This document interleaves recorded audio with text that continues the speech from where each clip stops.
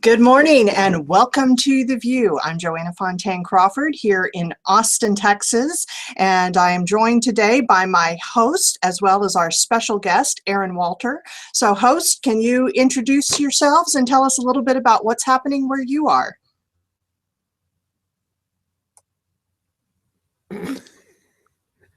We can, Joanna. Why don't you go first, Hank?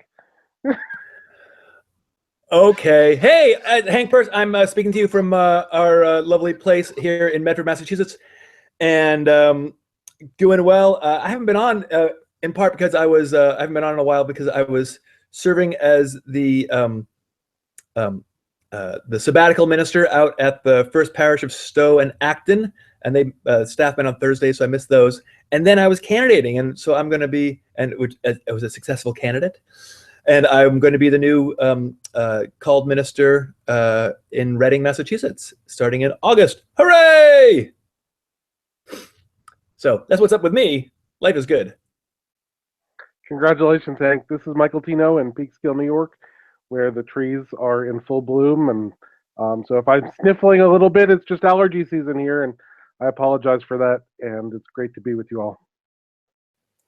Hello, everyone. This is Terri Burnor from St. Paul, Minnesota. Life has been wild. There's been lots of action down at the state capitol in our state. They had a couple of last minute, like sneaky actions that had some anti-immigration legislation and some prohibition from labor organizing for state employees that got snuck in to the legislature at the last minute the other night when they were on their, the government's going to shut down kind of deadline. So a lot of our people have been at the Capitol and calling the governor's office, and it seems like there's not a day goes by that some state isn't doing something to resist. So that's what's going on here. And I'm going to be hiding behind the chalice most of this episode, live tweeting using the hashtag #TheVUU. We have so much good stuff to talk about, and I hope you'll join in the conversation. So nationally, there have been a few things happening. Anyone want to speak to any of? I mean, like where do you even start nationally? The trip overseas, and then the budget that apparently is just like unabashedly, this is for rich people, and boy, it's really going to hurt poor people. What do y'all think about any of this? I thought we could go this long without having to talk about politics. Oh, no, it's been sort of an odd, quiet week after last week of things going on in our nation's capital, where it was sort of like whiplash each day. My phone kept buzzing, so much so that I thought like I was getting a massage. It was just going off all the time. So the fact that our president's been overseas has been somewhat relaxing. Kind of like when your boss goes on a trip. Right, exactly. Or yes, yeah. I'll stop before I say something treasonous. But yes, but watching seeing everything that's coming out, in some ways, perhaps because the president is away, and of course there was the horrible bombing. And I think any of us with children, it was especially heartbreaking to see all that happened there in Manchester, England. But also because of our president being away, it did allow us to sort of have more focus on what's going on in the nation's capital and seeing the tax cuts, the proposed changes to medical coverage in our country, and realizing like, oh, this really is about tax breaks for the very wealthy, and as we all know, for the last 40 years, trickle-down economics don't work. So it's been interesting to see all that, and heartbreaking.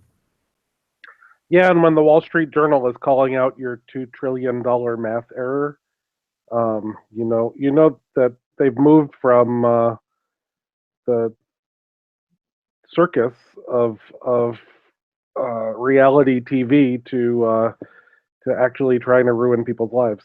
and it crystallizes what we have to resist. It really does, and that's happening in lots of states too, right? Not here in New York right now. And here in New York, the thing we're debating is New York State single-payer healthcare, which is actually pretty exciting. You know, if the federal government isn't going to do it, New York and California might just do it first. And once New York and California do that, then there might be some momentum for other states to join in. Yeah, I would hope so. I would hope so. Well, I have to, this just sort of unrelenting, what you were talking about, Hank, about like, you know, your phone just constantly going off. I was watching Scandal or something like that last night, and right now it's the time for all the season finales, right? And I had this moment of just sitting there and going, wow, wouldn't it be a great if we could get a series finale, not even a series finale, just a season finale, just like you get the summer off, right? We're going to come back with all the craziness in September, but you get a break. Well, in Texas, we do get a break. So we are coming up on what is called Sine Die, which is the last day of the regular session. See, in Texas, our legislators only work 140 days every 2 years. That's not entirely fair. They're doing other work during the other time, but that's the length of their time to be in session, January through the end of May, unless they go into special session. And Sine Die is the last day of it. And so anything at midnight is the cutoff.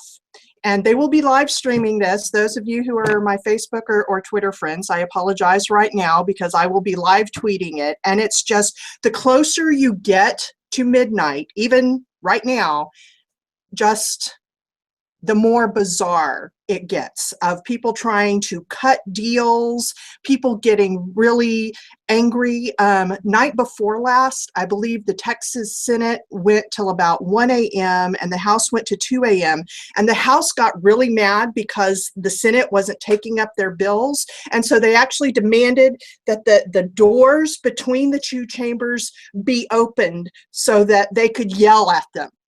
Like, I'm not making this up. This was actually, so this gives you kind of a framework. I want to set up so you understand. Our guest today is Erin Walter, who has been intern minister at Wildflower Church here in Austin. I am pleased to call her colleague and friend. And she has been wearing literally a different sort of outfit in her resistance. So, Erin, I'm going to turn it over to you and let you tell us a little bit about it. Good morning. It's good to be with you guys. It's another kind of robing, right? Another kind of minister's robe. I'm a part of a group called the Texas Handmaids. And just to give you a little background of what happened over South by Southwest, Hulu sent some handmaids around Austin from the book by Margaret Atwood, The Handmaid's Tale, dressed in red robes and white bonnets.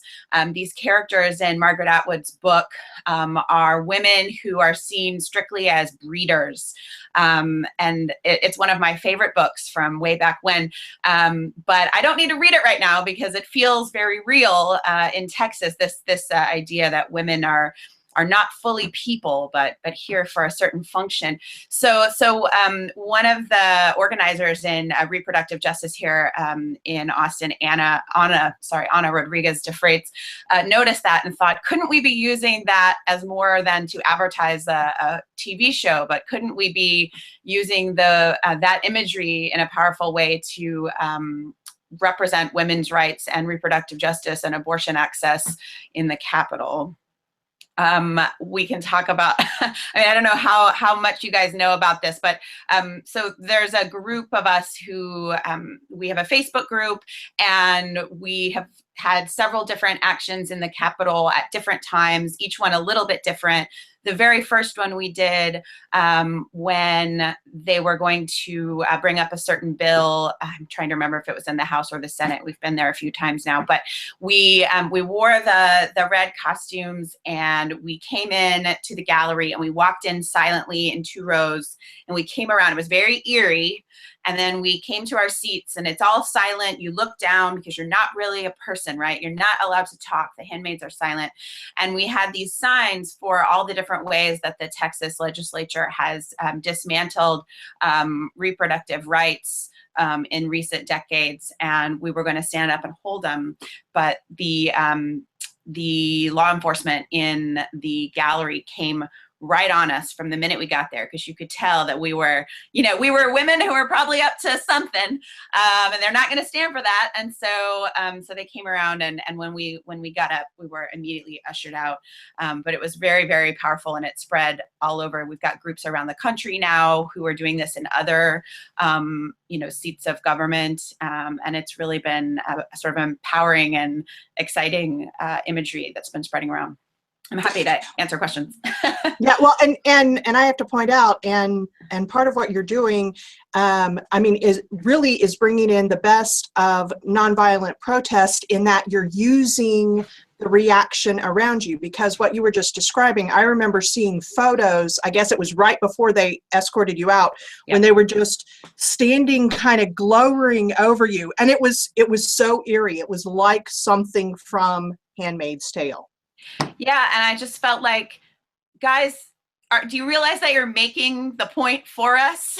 It was very, I have been an abortion rights supporter, and I've been, in activism for a long time, but I have not felt that sort of chilling sense of disempowerment in the same way that I have felt putting on that red costume and going and sitting silently in what is our house of government, the people's house, and to sit there and be surrounded by male law enforcement and not speak and then be just pushed out. It was a feeling that really has stayed deep within me and brings me back for the continued actions. These are, I want to say, organized by NARAL, Pro-Choice Texas, and they're open to to lots of people. People still reach out and say, can we do this? And I add them to the group. And it's meant to be accessible so that, women who are working can come on their lunch break and do it quickly. We have people who, we'll call it craftivism, who are not available to come at certain times to the Capitol, but we get together and have sewing gatherings. And so these are hand sewn by people who contribute that way. We do, like we're doing now with the Google Hangout, we'll have organizing meetings over Google Hangouts, so people from other cities are involved in the planning. Heather Busby is the director of NARAL, and she spearheads the organizing. But I've just been really impressed with the ways that they're making space for women with different schedules and lives and skills and abilities to be part of this group. And I know that we have some video. Terri, you want to try rolling that? Yeah, hold on just one sec. Let's see. Erin, do you want to start with photos or videos, or what would be the great way to tell the story? Well, would you like to show the one I think I sent you that George Takei shared? That's when you've made it. Teen Vogue, George Takei. If you want to share that one, and I'll talk a little bit about that. And then the second video is from this week's action, which I would love to talk about a little bit later. Sounds great. Give me 1 second here. No problem.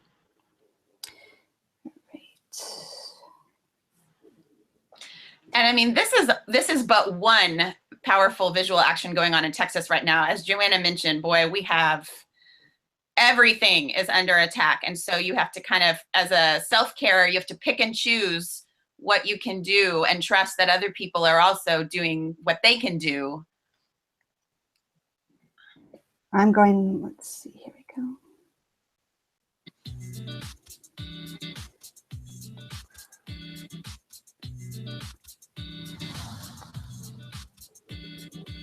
I'm one of those women in black. We're reading abortion stories there. I remember you saying, Erin, that was like you were crying. It was so powerful. It was. I'll talk about it after the video. I think I'm slowing it down by talking.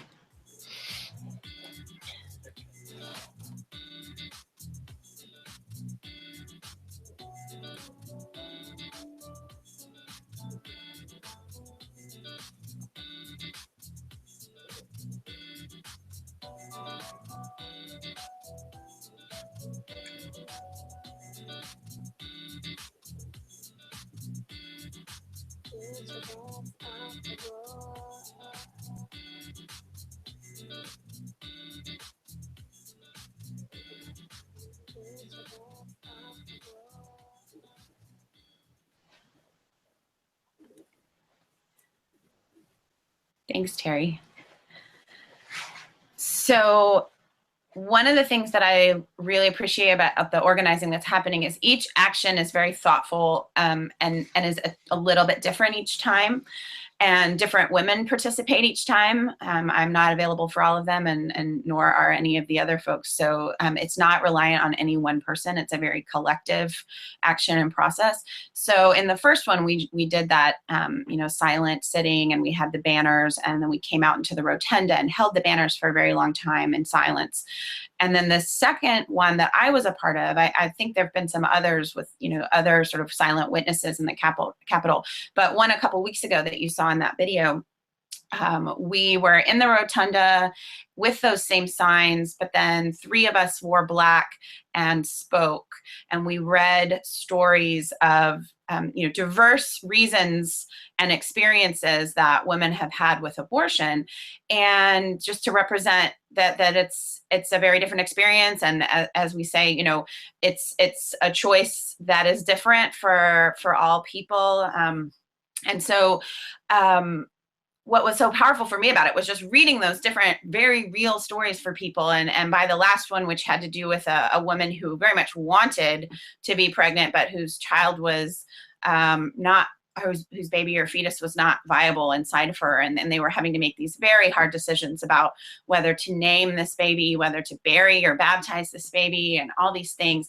And meanwhile, having to fight religious related insurance companies and their feelings and, thoughts about it, and just all the ways that government and conservative religion was interfering with this family's way to mourn the loss of a wanted child. And it tucks me up a little bit talking about it now, but I think we should also feel emotional and upset as well about people who just plain want and need to have an abortion for any reason and are being told not to have it. That last story got to me, but they all get to me because I just deeply, deeply believe in body autonomy.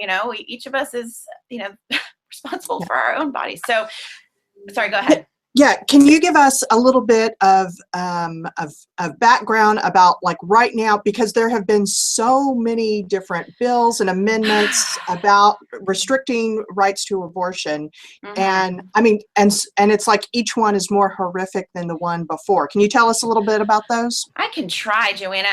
Like you said, it's staggering, and the bills change every day. So I was telling you guys before we started, I was up in the night with my own sick child, so I haven't even caught the news this morning, so who knows what they've done now. But the bills include things like effectively restricting abortion down to about the 14-week mark for, depending on the bill. I didn't even have sonograms until after 20 weeks when I was pregnant, so I wouldn't have had any information at that point.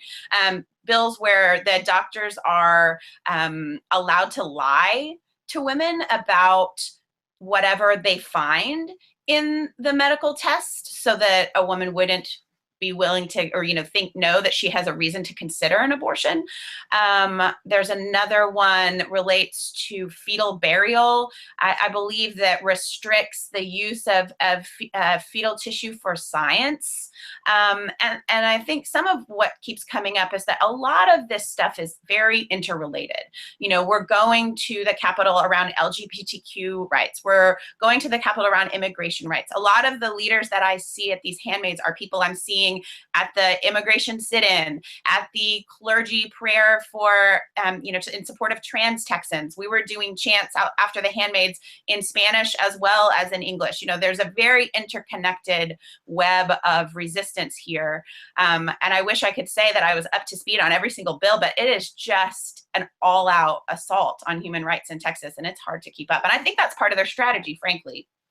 Right, is to just inundate. And there's at this point, I know that there was one amendment to a bill where they were trying to make it that, okay, but at least like if the life of the mother is threatened, then you can do this particular procedure. And they couldn't even pass that amendment. I mean, it really, like, I'm watching the miniseries of Handmaid's Tale, and at the same time, like, I'm looking at my Texas Ledge Twitter feed, and I'm going, yeah, this actually doesn't feel like hyperbole. No, and I would say for those of you who want to get the latest, please look up NARAL Pro-Choice Texas. Please look up Heather Busby, and those folks are doing a great job of following and sharing the Texas Observer, and there's what is the other Texas Tribune, and our papers here in Austin, the Statesman, the Chronicle, are doing a good job of covering this. I see a question from, oh, go ahead. So, you know, I think that, boy, we're living in a time where we can have a lively debate over which dystopian fiction series like best exemplifies what's going on in our government.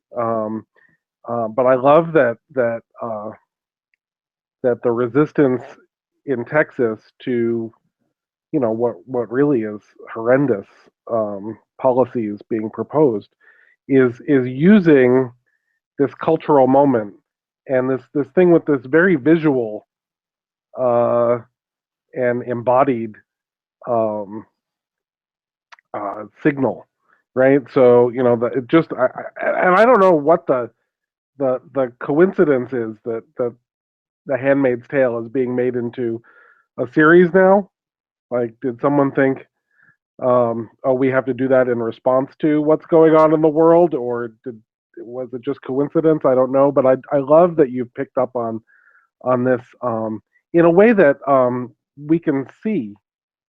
Those of us who can see can see the women in red being silent and know what that means in a certain way. I'm wondering if you can say more.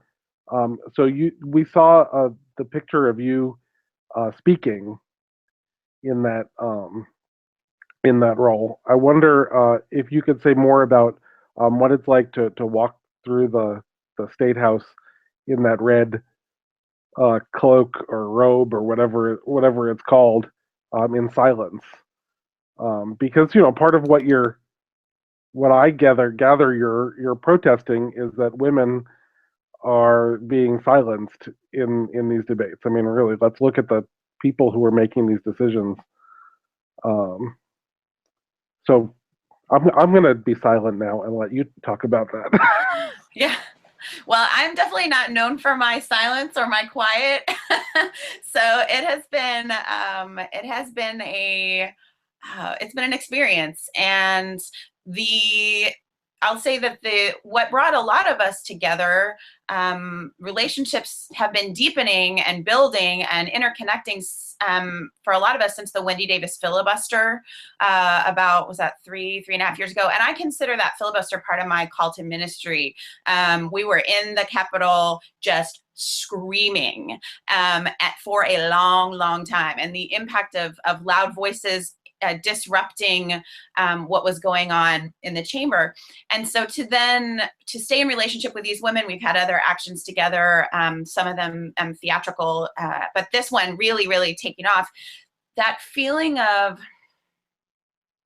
knowing, actually, and we talk about this in the Facebook group that we have, knowing that women are silenced today, that it's not really the past, it's not really the future, particularly women of color in different movements and different communities and around the world. We talk about human trafficking that exists today. So there's an awareness that, you know, you're stepping into kind of a sacred opportunity to represent real people, and ways that I feel, you know, myself silenced. You know, internalized sexism and misogyny is real, and I grapple with that as I pursue ministry. So when we walk around, we try in the Capitol, we keep our eyes down. We try not to say anything. People do come up to us and they say, "What's this about?" Or a man came up to me after I read those stories, and I was just drying my eyes that day, and a young man, and he came up and he said, can I ask you a question? And at first I thought he was going to be media. And so I said, okay. But it felt weird, but I put my hand down, I said, what's your name? And he said, Josiah. And I said, I'm Erin. And he goes, who speaks for the, and I just went, nope, and walked away, because I know that from women's activism, who speaks for the babies? And it's like, no, like our showing up, this work is speaking for us, and we also speak for our families and our, reproductive experience. So I hope that answers your question. And I know that this week, right, the Handmaids did break their silence with one word. Tell us about that. Yes. Do you want to see the video? I sent a video, and then I can tell you about it. Let's see. Please. Is it handy, or I can talk now either way? Yeah, hold on one second. I'll pull it up and you talk Okay. while I'm getting it. Okay, so this was it. Tuesday, we did speak in the Capitol for the first time, and it was just one word. And I will tell you that it is a word that, as a Unitarian Universalist, as a woman, as a minister, it is a word that I do not use lightly. And I really gave some thought to whether I felt like screaming this word over and over again. And the answer was absolutely yes. This legislature has earned what you're about to hear.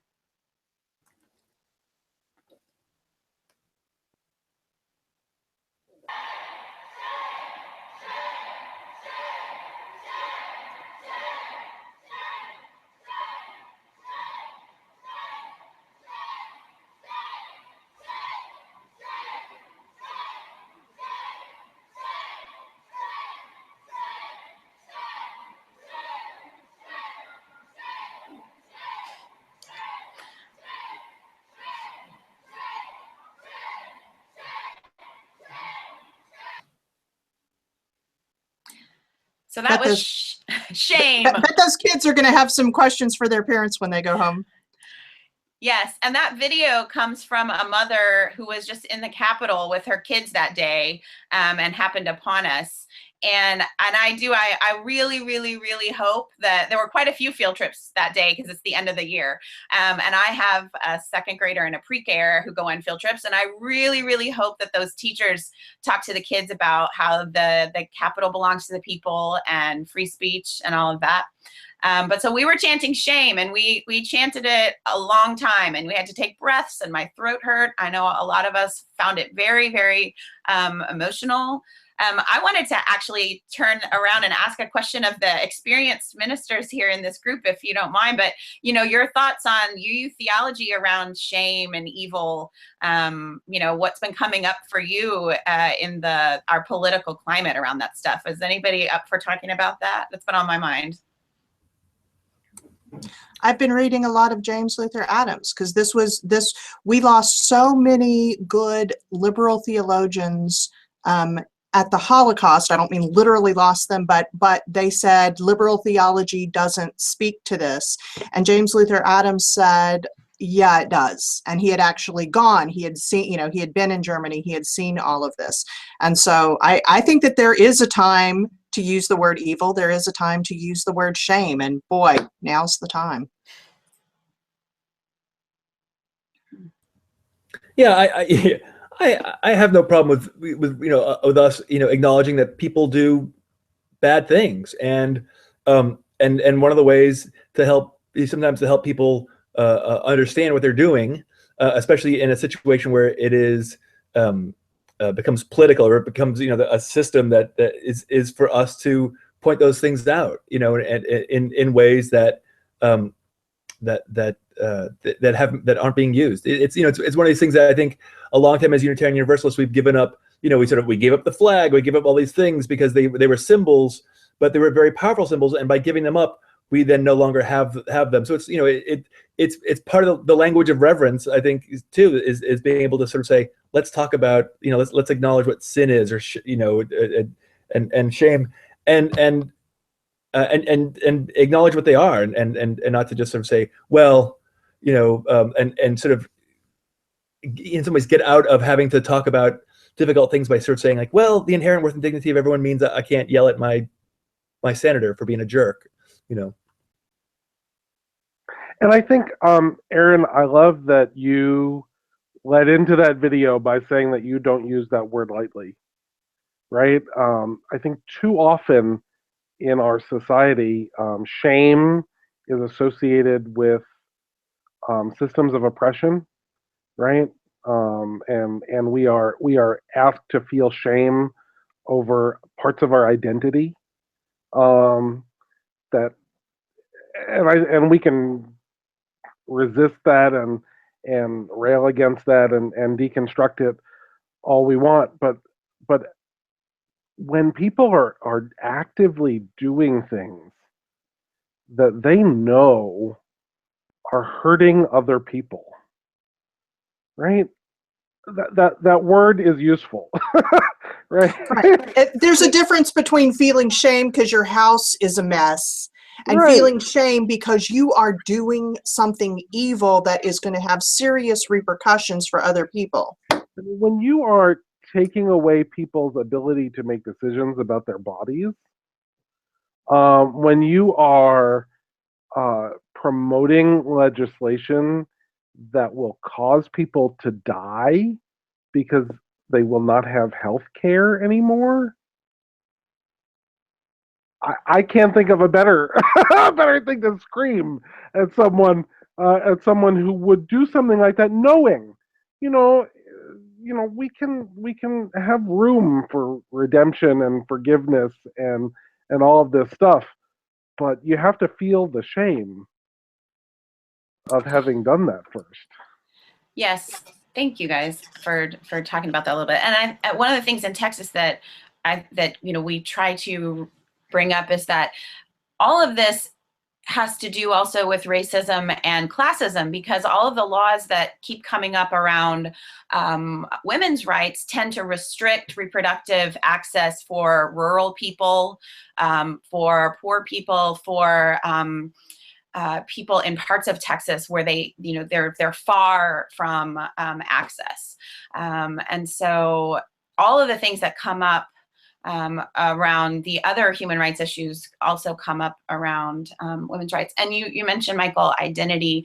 I think I wanted to say that one of the challenges of the Handmaid's actions, as much as I passionately love them, is that the red robes and the bonnets, which I can't seem to get good at pulling my bonnet down low enough. I always look very weird, but everybody else looks really good with their bonnet down. It does obscure identity, and that's the point in the book, and that's the point of that dystopian horror show. Yeah, they don't even have their own names. No, but what I do want to lift up is that then for us as activists, you're not seeing, you may not be able to tell that we have women of many generations in these actions. We have queer people in these actions. There are women of color, multiracial women in these actions. So that's a challenge. And definitely in our organizing group, in particular, Latinas are heavily represented in the organizing. And I just want to lift that up. And I'm still grappling with, you can read some good articles online about the ways that, whiteness is centered in The Handmaid's Tale, for all the good stuff that it brings up. There's discussions to be had around race around that. So I'll share a link that maybe you guys can share for discussion later if you're interested. But I just want to name that's still something for me, as someone who feels really called to racial justice as a minister. I'm grappling with that, even as I really do love and find these actions quite powerful. Do you want to show a picture? I sent you a picture of Ana Rodriguez de Freitas, and in the very beginning, I have some funny inside stories about getting this thing started. This photo hasn't ever really seen the light of day. So yes, please. If you want to show it, I'll tell you about it. We're scooping George Takei here. Yeah. All right. Do you see this awesome photo? Okay, so this is Lucy in Disguise, Electric Ladyland, famous costume shop in Austin. And so and this is Anna, who is one of the originators of this action, and her little one here, I believe, who went shopping for the robes with her. That's another thing. In this group of abortion rights activists, we have mothers and we have not mothers. So when this first got going, robes were ordered from Amazon, and then we were on a very tight schedule because the idea happened, and it was like, can this happen? Heather Busby and team were like, can we get this going in just a few days? So they ordered the bonnets and the robes from Amazon. The robes arrived, and they were pink. They were not red. It was not okay. So then Anna went out and she tried these on and found some to rent from this famous costume shop where in Austin, there'll be a line for blocks around Halloween at this place. So the robes originally came from there. And I just love this picture. And here we are, here's some of us. There are several people in this group who are UU church members here in Austin or have attended UU churches. So it's an interfaith and a group of folks, many of whom don't have churches. So I also love that about this group. Yep, here's some of them. We try not to smile when we're out in public, but this is behind the scenes. Two of these folks are either UU members or attendees. So anyway, here we are. Oh, seeing that picture makes me want to tell you the thing about these that I also think is so important and about any arts activism is that it's nourishing for those of us who are in the fight, and we build our relationships together. We laugh behind the scenes. We keep each other going. We look out for each other. We check in on each other. And I think it's really important for people to, practice self and community care in these times. And so if you can, in Austin, you could be at an action, you could be at 5 actions every day, and you can't. That's not sustainable. And so, I think it falls to us to ask, what are the really, really, really core things that just get me up in the morning? And who are the people that I love? And how can I do this with them in a way that's nurturing for me as well as, impactful for the movement? And that definitely is this for me. Well, and part of the costume of this resistance is that you have 20 people at the Capitol. It doesn't always have to be the same 20 people. Mm-hmm. I'm sure it's not. It's not. It's not. So you probably have a team of 100 people, and 20 people show up in their robes, and you make a statement. Mm-hmm. But it's who can show up when, and that's really inviting. Yeah. We also had a few people the other night, I'll keep this short, but who put the robes on and just went at night and just like haunted the halls of the Capitol because they're working real late. And so that's another thing that, because you don't have to say anything, you can just show up and remind them we're still watching. Yeah. So, Erin, you've been doing this work with women's reproductive justice, as you mentioned, for a while back when Wendy Davis was filibustering. Have you seen any differences, especially since Trump was elected, in the level of involvement or in anything? Differences since Trump? Well, it certainly feels very urgent. I serve as a field advisor for the Sanctuaries DC, which is led by a UU minister, Reverend Eric Martinez-Resley, but which is interfaith. And, I see what it's like for them, how being in DC now after the election and with the Trump regime, or what's the word I want, how it's changed, and fueled their arts work and community interfaith and multicultural community building, and how, urgent and important it feels. And Austin, it reminds me a lot of DC in that we are a state capital, a liberal and artistic college town, state capital in the midst of, conservative Texas. And so I think the urgency feels very real, and the interconnectedness of the movements, at least from what I see. I mean, I certainly think you have to stay focused on your message in the moment. When there's a Fight for 15 rally, we want people to show up and fight for 15, fight for a living wage. But I'm seeing increased participation and people of intersecting identities showing up with urgency for each other. And I think that that's how we are going to win. And that's how we are going to have collective liberation.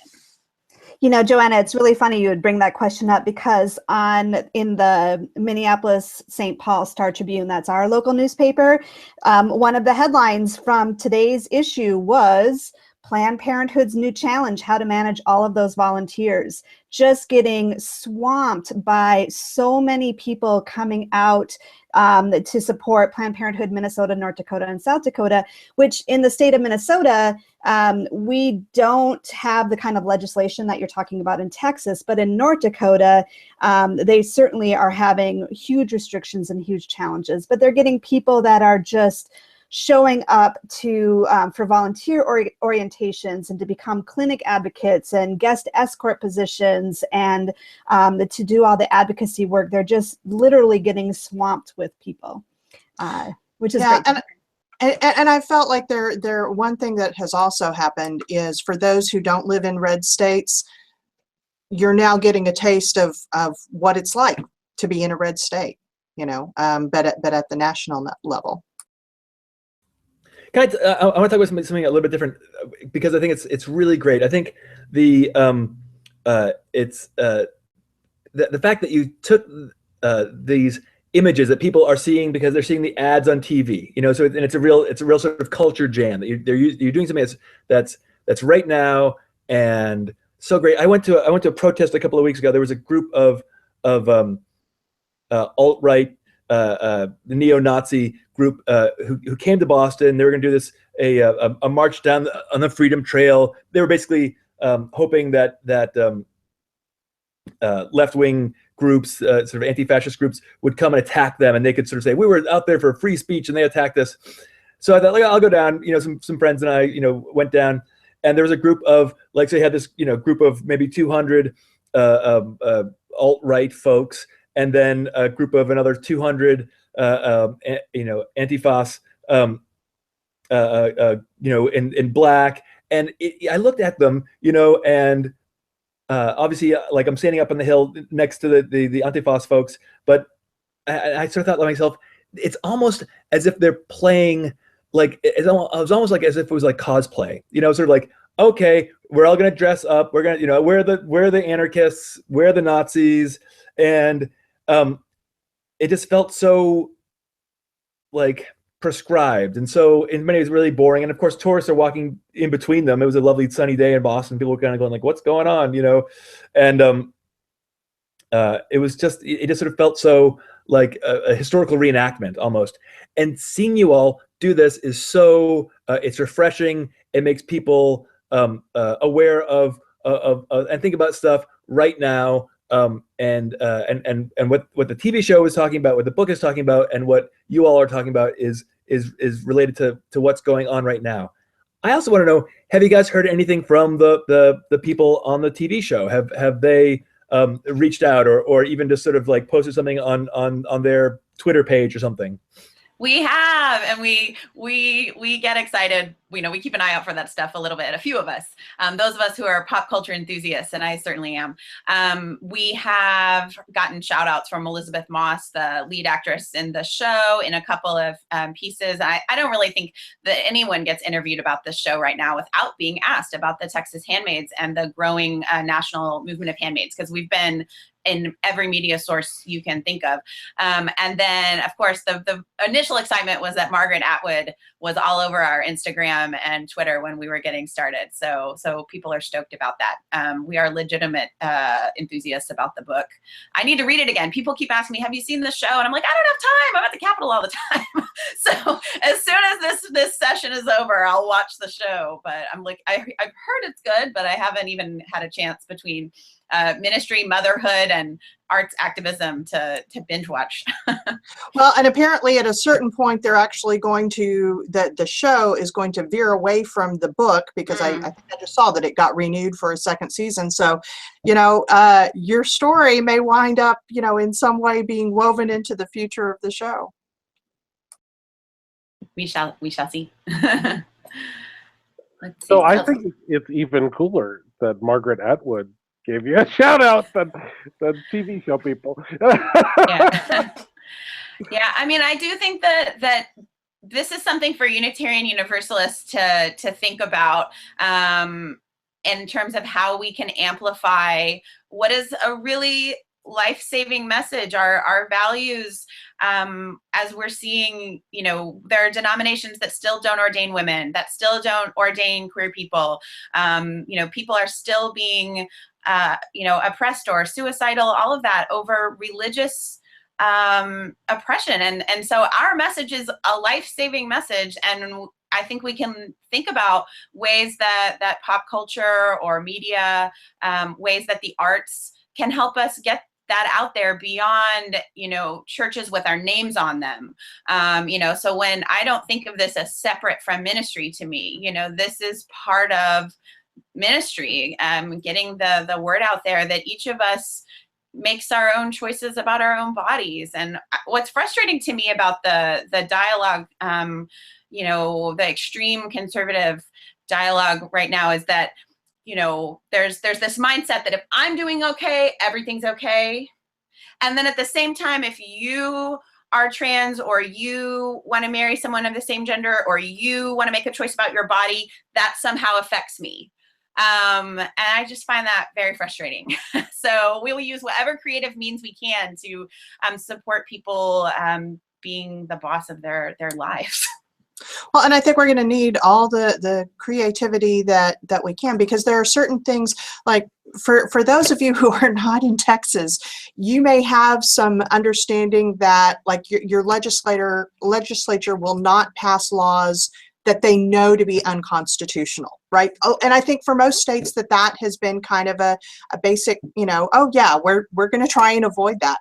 And it's not like that in Texas. And in fact, it has now in the last, what would you say, Erin, last 5 years, that specifically with issues of abortion, this has become part of the strategy is, okay, we're going to pass this law. We know that the Supreme Court is going to overturn it, but it's going to buy us some time. And that's going to be time where abortions aren't happening. And that's, I mean, like with the last one that again was where they had this thing of if you did an abortion, you had to have hospital privileges and your doorways had to be this big and just all this crazy stuff. And it was overturned by the Supreme Court. But in the meantime, there were centers that shut down that have never reopened. Right. And so we're going to have to be really, really creative because we're no longer working under kind of some set understandings of how you do things. Absolutely. I'm not sure how long it's been going on like that, but that's definitely what they do in terms of gerrymandering districts in order to suppress voting, particularly by people of color, I think. But you know, the way our districts are gerrymandered has been struck down so many times, and they just keep going for it. I don't know right now. I just don't, my people here do talk about whether to move away or not. I do have friends, particularly queer friends, who are like, they've gone west, and you know, you need to make decisions for yourself of your own safety and your own peace of mind. And whatever you decide, that again, that's your choice. For me, I'm a native Texan and I love this state, and there's a lot to love about it. And the people are high on that list. And so I love what you've been sharing online lately, Joanna, about sort of mission field thought here, you know, that this is both a challenging place to be and a beautiful place to be. Yes, well, we need more Erin Walters here. Absolutely. Part of that strategy, you know, of passing blatantly unconstitutional laws is also with the hope that the Supreme Court, in declaring something unconstitutional, will open up a little window of what they might find constitutional. And every time that window opens a little bit, state legislatures pounce on it to restrict reproductive rights more. And, you know, you mentioned gerrymandering, Erin. We started the show by talking about current events of the week. The Supreme Court had something to say about gerrymandering on the basis of race this week, because I lived for 15 years in Clarence Thomas. That's right. I lived for 15 years in North Carolina, so I know that the North Carolina General Assembly has no qualms about passing blatantly unconstitutional things either. And yeah, Clarence Thomas was the deciding vote in declaring the 12th District of North Carolina unconstitutionally gerrymandered on the basis of race. There's hope. There's always Although hope. I would say, so North Carolina, look at Texas and realize that just because the Supreme Court does this, because we've had, I think it's like 7 different legal decisions saying that our gerrymandering is illegal. So this week, one of the actions that that Governor Abbott was behind was to go in and kind of tweak the voting ID restrictions to loosen them up. And so you would probably say, oh, well, that's a really good thing, right? No, that is, he's specifically doing that so that they, and I can't, you probably know the term, Michael, there's the legal thing that many of the southern states were under, where there was federal oversight about voting restrictions, and it got lifted a few years ago, and they're trying to make sure that that doesn't happen. Required to get pre-clearance by the Justice Department, and it was states that and municipalities, it wasn't all states, that had a history of suppressing the votes of people of color, had to get any voting required legislation pre-cleared by the Justice Department Civil Rights Bureau, and that was done away with by the Supreme Court a couple years ago. Right, and so that's when they do this tweaking, they're trying to make sure that they do not fall under pre-clearance again. Yeah, they want to trigger a Supreme Court going, oops, we made a mistake, which they did. Of course, we all know. You asked earlier about what to do with, or the problem of so many volunteers. And I think the flip of that also is that there are people who desperately want to do something and they can't. You know, they're working 2 or 3 jobs. They need to put food on the table. They have a disability and they're at home, or their kids are young and they're with them. Although, sidebar, if you can do it, I recommend taking kids to actions when you can. But there were lots of reasons why people can't physically show up. And so I sent in an email to some folks at our church where I served recently to say, parade season is upon us. Many of you have talked about how you wish that you could be in the parade, but you can't. And, what are some things that we could do? Or let's brainstorm about how to be more inclusive in our public witness and our actions. And the arts are a really good way to do that, because one thing you can have is, banner making parties or song and chant writing parties, or people can make a banner at home in bed. They can make a banner with their children. It's a good intergenerational way to do it. So I think it's a good time for everyone to be thinking about how to be more open or inclusive for people. And the internet will have a lot of tips for you that I don't have. I'm due for a Googling. And I want to say, in terms of those legal challenges, for folks who do have financial resources, look at who's doing the legal challenges where you live, and who's really, fighting the good fight, grassroots where you live, and make your donations. And that's a big deal. These things don't fund themselves. So for where we are, the Texas Civil Rights Project is one, the ACLU, of course, on the larger scale. I don't know about where you guys are, who's really big on legal challenges, but I think we want to support them. I think what's also important to bring up with all of this is the contributions that women of color, especially an organization that I just love called Sister Song, which was formed back in the late 90s, that really helped expand the lens around just pro-choice, pro-life, reproductive freedom, to really look at, the phrase that they coined was reproductive justice, which gets beyond just that kind of language around, my body, my life, that kind of thing, and really helps us to think about the totality that all goes into this, whether to have children in the first place, what does it mean to be a parent and to raise children in a safe neighborhood that gives you all the resources that you need in order to raise the family in the first place. It really expands the lens and brings in the intersectionality and brings in all the other issues that come around parenthood, and how we want to how we want both biological families and non-biological families, and all the ways that families are chosen and created and formed, that they can be raised and loved and brought into a kind and caring world. And I think that's the piece of the story that I'm so grateful for. And again, Sister Song, Monica Simpson, great persons and organizations to follow. They are super awesome. Thank you for bringing that in. Well, I see that next week, the return of Meg, our fearless leader, Meg Riley, returns from sabbatical next week. And we will also have on Ashley Horan of MUUSGA and Joanna, it's Moose Jaw. Moose Jaw. Gee, how crazy for me to not know that. Moose Jaw. And what is Moose Jaw?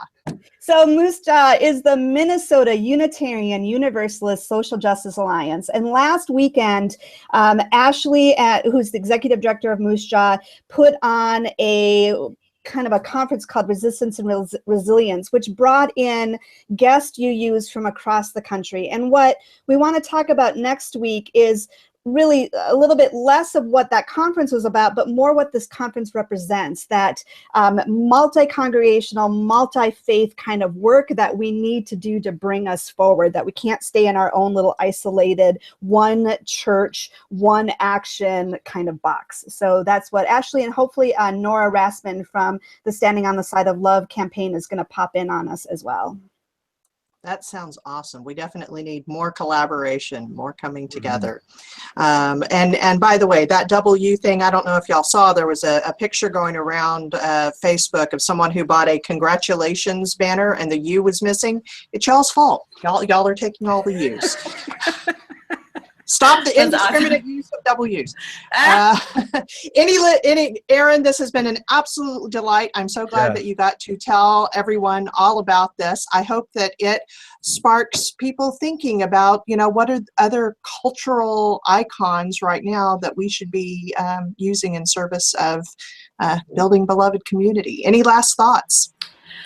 No, just support NARAL and your reproductive justice groups like Sister Song, and also OWL. Does your congregation have OWL? One of the things we were chanting after the action was, what do we want? Sex ed. When do we want it now? So props to everybody who's doing OWL, and let's have more of that.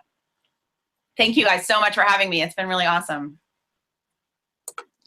Any last thoughts from our host here? Great stuff. Yeah, great to talk with you. And Hank, congratulations again on your new call. I know that y'all will be doing great things together. Maybe you'll even be dressing up in a red cape and white bonnet. You never know. You never know. Never know. Thank you all for joining us on. Bye.